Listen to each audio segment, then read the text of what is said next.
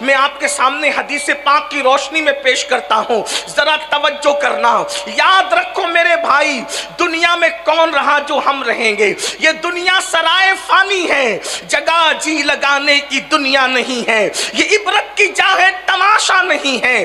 جوانی کے غرور اور گھمنڈ میں خدا کے غضب کو چیلنج کرنے والوں، جوانی کے نشے میں خدا کے دین کو پیٹ کے پیچھے ڈالنے والوں، ایک وقت وہ آئے گا جب موت کی تلوار جو انسان کے سر پہ لٹک رہی ہے، انسان کی روح اور جسم میں وہ جدائی پیدا کرنے کے لیے آئے گی۔ اس وقت رونا ہوگا، اس وقت پچھتانا ہوگا، موت سے کوئی نہیں بچ سکتا۔ میرا اللہ فرماتا ہے اینما تکونوا یدرککم الموت ولو کنتم فی بروج مشیدہ، اگر مضبوط قلعوں میں جا کر کے چھپ جاؤ گے تو وہاں بھی تمہیں موت آ کر کے رہے گی۔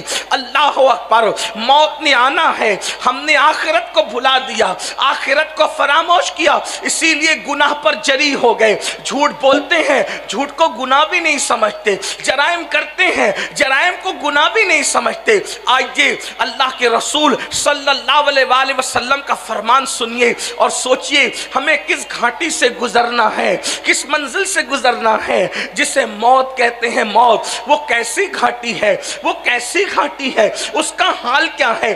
آئیے پہلے تو میں آپ کے سامنے یہ عرض کروں کہ موت آتی کیسے ہے، موت کیسے آتی ہے۔ لوگ سمجھتے ہیں انسان بستر پہ پڑا بڑا ہی سکون سے مر رہا ہے۔ میرے بھائیو اللہ اکبر، اتنے سکون سے انسان نہیں جاتا جتنے سکون سے وہ بستر پہ پڑا رہتا ہے۔ یہ اللہ کی حکمت ہے، ہاتھوں سے، پیروں سے، زبان سے میرا اللہ طاقت چھین لیتا ہے۔ اگر اللہ لوگوں کی طاقت ہاتھ پیر کی نہ چھینے تو جب جانور ذبح ہوتا ہے تو وہ کس طرح تڑپتا ہے، اس سے زیادہ انسان تڑپے۔ حدیث پاک کا مفہوم ہے اگر انسان کی طاقت نہ چھینی جائے مرتے وقت تو انسان جنگلوں میں پاگلوں کی طرح پھرتا رہے، دوڑتا پھرے۔ انسان کی کیفیت یہ ہو، آؤ ذرا جس گھاٹی سے گزرنا ہے جسے موت کہتے ہیں، مسلمان ہو کر بھی دین کو پیٹ کے پیچھے ڈالا ہے، مسلمان ہو کر بھی اللہ کے دین کو بھلا دیا ہے، مسلمان ہو کر بھی آخرت کو فراموش کر دیا ہے۔ آؤ آؤ اللہ اکبر۔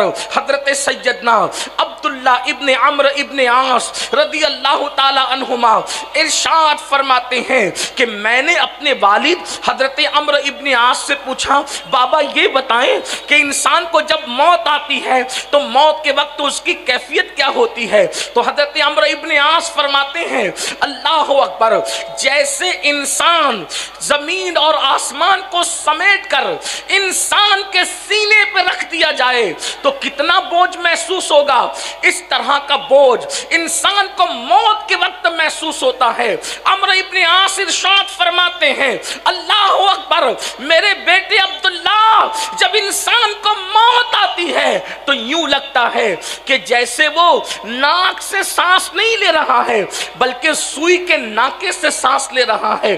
انسان کی کیفیت یہ ہوتی ہے۔ اور پھر فرماتے ہیں میرے بیٹے عبداللہ، تو موت کی کیفیت پوچھ رہا ہے، اگر کسی انسان کے پیٹ میں ببول کا درخت اگا دیا جائے اور اس کو نیچے سے کوئی طاقتور انسان کھینچے تو اس وقت انسان کی کیفیت کیا ہوگی؟ اسی طرح انسان کے جسم کی کیفیت ہوتی ہے۔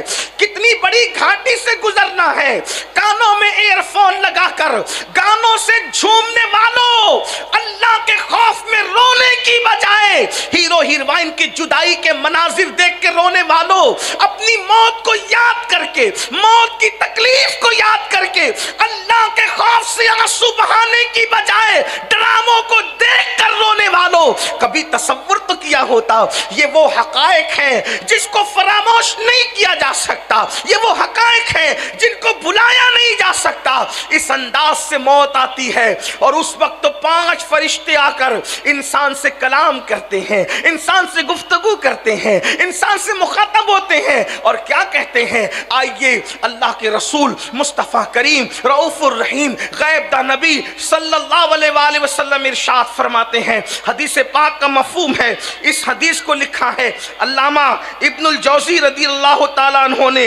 आका इरशाद फरमाते हैं कि जब इंसान की रूह उसके हलक में अटकती है, अल्लाह के रसूल फरमा रहे हैं, अल्लामा इब्नुल जौज़ी लिख रहे हैं, अल्लाह अकबर, मेरी कौम के जवानों जरा तसव्वुर करो, अल्लाह के सच्चे रसूल खातिमुन नबीयीन सादिक व मस्दूक सल्लल्लाहु अलैहि वसल्लम फरमाते हैं जब इंसान के हलक में उसकी रूह अटकती है तो पहला फरिश्ता आकर उससे गुफ्तगू करता है, उससे कलाम करता है।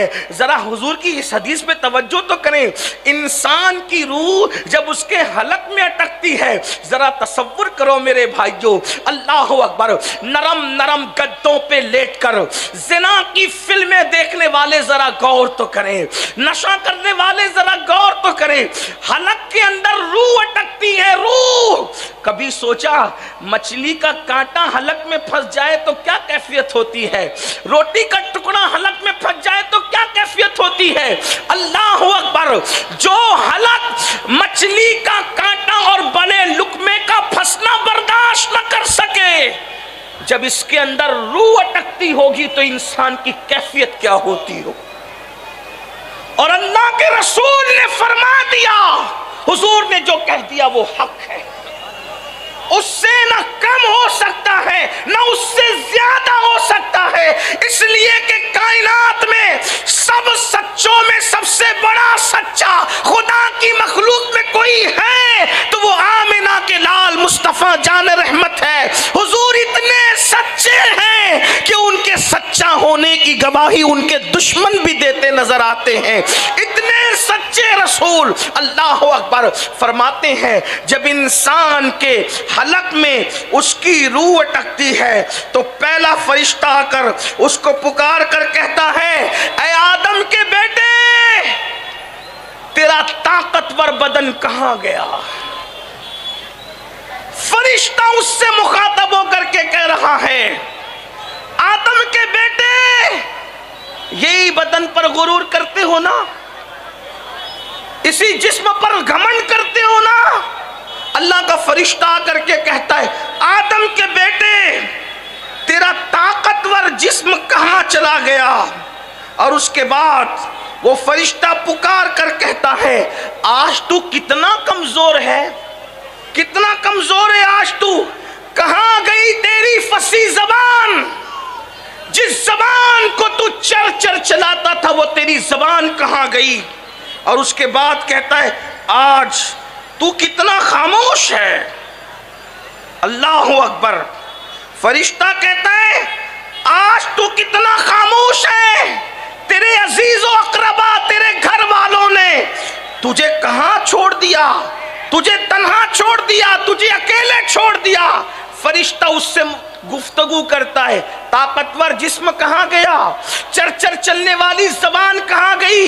आज तू कितना चुप है, खामोश है। और इंसान कितना खामोश होता है मरते वक्त, आंखों से टिकटिकी बांधकर बस सबको देखता है, कलाम करने की भी ताकत नहीं रहती।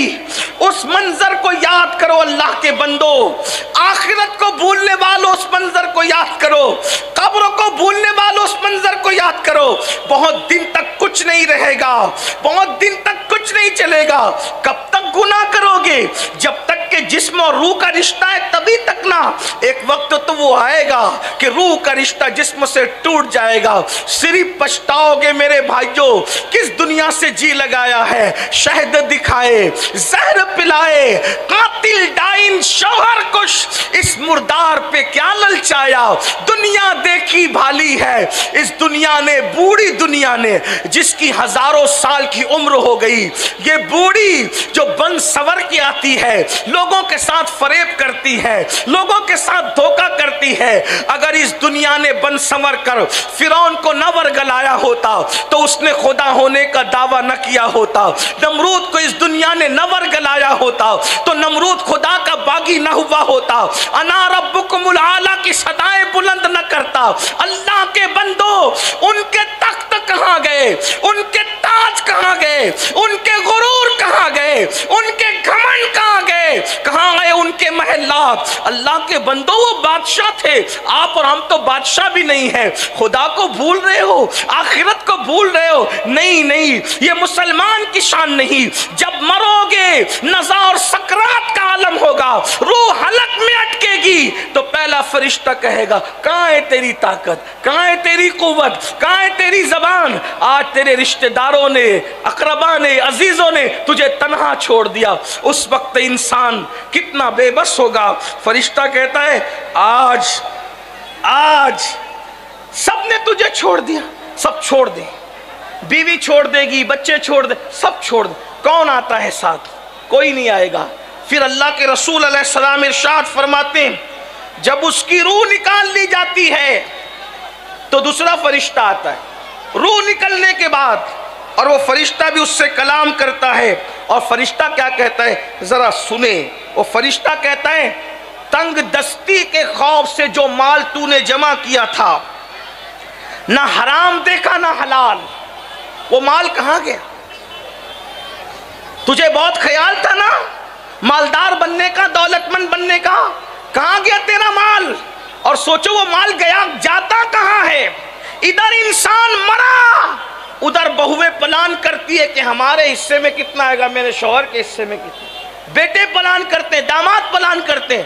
بھائیو سوچو تو صحیح، آج کے دور میں تو جیتے جی اولاد کام نہیں آ رہی ہے، مرنے کے بعد کون مغفرت کی دعا کرے گا، کون بخشش کی دعا کرے گا؟ ذرا غور تو کرو، کچھ کرو اپنے لیے، اس لیے کہ دنیا میں ہمیشہ نہیں رہنا۔ صوفیہ فرماتے ہیں اے انسان، جس زندگی پہ تو اتراتا پھر رہا ہے، تیری زندگی کی مقدار کتنی ہے، تیری زندگی کی میعاد کتنی ہے، تیری زندگی ہے کتنی؟ تو صوفیہ فرماتے ہیں پیدا ہوئے تو کان میں اذان دی گئی، مر گئے تو نماز جنازہ پڑھی گئی، اذان بھی ہو گئی، اقامت بھی ہو گئی، اقامت اور جماعت کے درمیان جتنا ٹائم رہتا ہے بس اتنی تیری زندگی کا وقفہ ہے۔ اب اتنی چھوٹی سی زندگی میں چاہے تو اللہ کو راضی کر کے جنتی ہو جا یا خدا کو ناراض کر کے جہنمی ہو جا، کیا چاہتے ہو؟ کیا چاہتے ہو بتاؤ؟ وہ فرشتہ کہتا ہے روح نکلنے کے بعد تنگ دستی کے خوف سے مال جمع کرنے والے، بتا تیرا مال کہاں گیا؟ تو نے تباہی اور بربادی سے بچنے کے لیے، عیش و آرام کے لیے گھر بنایا تھا، وہ گھر کہاں گئے؟ تو نے تنہائی سے بچنے کے لیے اللہ اکبر جو مونس و غمگسار ڈھونڈے تھے، بنائے تھے، بتا وہ مونس و غمگسار کہاں گئے؟ لیکن نہ مال ہوتا ہے، نہ کوئی غمگسار ہوتا ہے، اور مکان بھی انسان کا اپنا نہیں بلکہ اس کا مکان تو اس کی قبر ہوا کرتی ہے۔ آج مال کے چکر میں لوگ سود کا دھندا کر رہے ہیں، مسلمان جوؤں کے اڈے چلا رہے ہیں، مسلمان بھائی گیری کر رہے ہیں، لوگوں کو قتل کرنے کی، مار ڈالنے کی سپاریاں لے رہے ہیں۔ الا ماشاءاللہ سب مسلمان ایسے نہیں ہیں، لیکن مال کے چکر میں لوگ ایک دوسرے پہ جادو کر رہے ہیں، جادو کروا رہے ہیں، مال کے چکر میں اللہ اکبر کسی کا مرڈر کیا جا رہا ہے، مال کے چکر میں حلال و حرام نہیں دیکھا جا رہا ہے، مال کے چکر میں اپنی بستیوں کے اندر نشہ آور چیزیں بیچی جا رہی ہے، فروخت کی جا رہی ہے، مال کے چکر میں جوؤں کے اڈے چلائے جا رہے ہیں۔ آپ مجھے بتائیں کیا یہ مال قبر میں ساتھ جائے گا؟ ارے حلال کمانے والے اپنا مال اپنے ساتھ نہیں لے کر کے گئے تو حرام کمانے والوں نے کون سا کیا لے کر کے جانا ہے؟ اللہ اکبر۔ تو وہ فرشتہ روح نکالنے کے بعد کہے گا، نور نکلنے کے بعد کہے گا کہاں ہے تیرا مال، کہاں ہے تیرا مکان، کہاں ہے تیرے مونس و غمگسار؟ لیکن انسان کے پاس جواب کیا ہوگا؟ پھر اللہ کے رسول صلی اللہ علیہ وآلہ وسلم فرماتے ہیں جب اس کا جنازہ اٹھایا جاتا ہے تو تیسرا فرشتہ آ کر کے اس کو کہتا ہے اللہ اکبر، افسوس آج تجھے بڑے لمبے سفر پر جانا ہے، اور اتنا لمبا سفر کہ اس سے پہلے تو نے اتنا لمبا سفر آج سے پہلے کبھی طے نہیں کیا۔ آج تو ایسی قوم سے ملے گا کہ آج سے پہلے تو ایسے کسی قوم سے نہیں تیری ملاقات मुलाकात हुई और आज तू ऐसे तंग और तारीक घर में लिटा दिया जाएगा जिसे कब्र कहते हैं। इससे पहले ऐसे तंग और तारीक मकान में तुझे दाखिल नहीं किया गया। अगर आज अल्लाह को राजी करने में तू कामयाब हो गया तो तू बड़ा खुशबख्त है, तकदीर वाला है, और अगर अल्लाह तुझसे नाराज है तो तू बड़ा बदबख्त है। ये कब होता है? जब वो अल्लाह अल्लाह उसका जनाजा उठाया जा रहा होता है। मुसलमान मेरे भाइयों, सोचो कब्र की तंग और तारीक वादी का हाल क्या है।